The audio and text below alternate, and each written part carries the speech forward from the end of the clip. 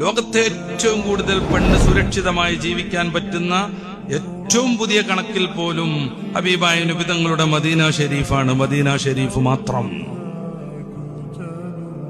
പെണ്ണുങ്ങൾ വരാത്തായിട്ടത് കൊണ്ടാണോ?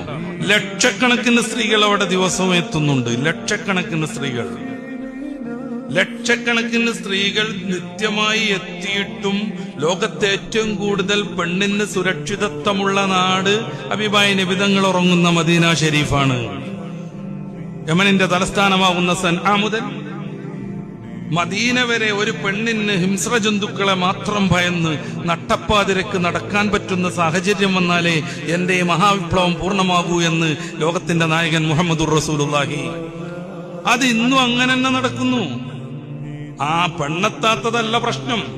നോർവ പോലെയുള്ള നാടുകളിലൊക്കെ കുറച്ചേ മനുഷ്യരുള്ളൂ.